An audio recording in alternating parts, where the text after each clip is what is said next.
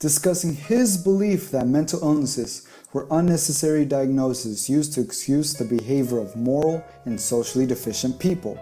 Some people still have this view of mental illnesses, but the majority of the public have gotten to understand over the years what a mental illness is really about. Although we have come to have better understanding of it, there's still tons of myths about it that can have harmful effects on the treatment of those with psychological conditions.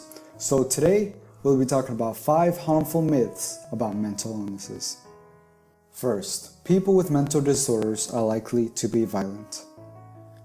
The Sun, a newspaper in the United Kingdom, released an article saying that over 1,200 had been killed by people with mental illnesses in the past 10 years in England. The statistics were true, but what they failed to inform was that 97% of the counted deaths were from suicides. In actuality, criminal behavior in people with mental illnesses is very small, and mentally ill people are the ones who are more likely to experience domestic violence and sexual abuse. They're more likely to suffer an intense psychological reaction to being victimized. Second, people can pull themselves out of a mental illness if they really wanted to. A popular myth, especially with people with depression and anxiety, is just that the person is being oversensitive and could easily fix the problem. This is where the phrases, "they just want attention" or "they like feeling miserable" comes into play. Mental illnesses often have a genetic factor that influences the preposition and chemical imbalances that can't easily be conquered by sheer willpower. It's difficult to even take the first step by seeking help and working up the courage to even admit to yourself that there's a serious problem. Finding a therapist and having to go through a trial and error process that takes up a large amount of time is difficult as well. Some people even choose to fight it themselves. Dealing with a mental illness can be scary, emotionally draining, and exhausting. Having to pull yourself together and fighting through while taking any ounce of support you can get is quite difficult. Third, love and support are the absolute cures to mental illnesses. Therapists and doctors will always tell you that social support is a very important factor when it comes to the recovery process, but it may not always be the surefire way to fix someone's mental illness.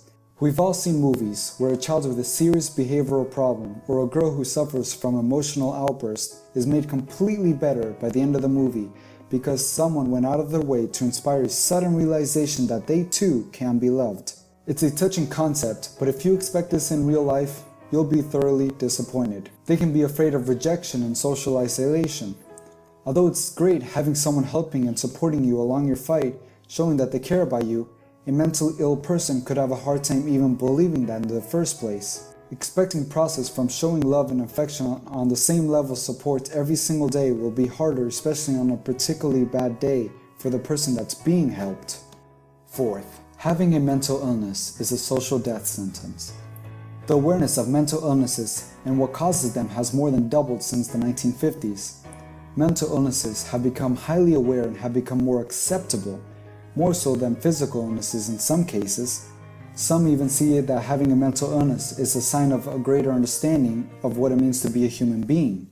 Ardila Gomez found that even living near a place that offers mental health services can raise the rates of acceptance and understanding from 21% to over 80% of the population. People without mental illnesses are understanding what some people go through and are willing to go out of their way to help if they can. Fifth, you will become your label. This is a big fear when it comes to making the decision of going to a mental health professional. Instead of a person, you'll feel labeled as a manic depressive, an anorexic, a schizophrenic, etc. Some clients end up feeling like they aren't seen and valued as a person. Bridgian therapists have pushed for first-person terminology. For example, instead of an autistic child, you use a child with autism. This puts emphasis on the person and not the illness. Some researchers have even debated if telling their clients their official diagnosis is beneficial for their recovery process. If the client's feeling like the mental disorder itself is the only thing his or her therapist or doctor is focused on, it's highly recommended that they find a new one.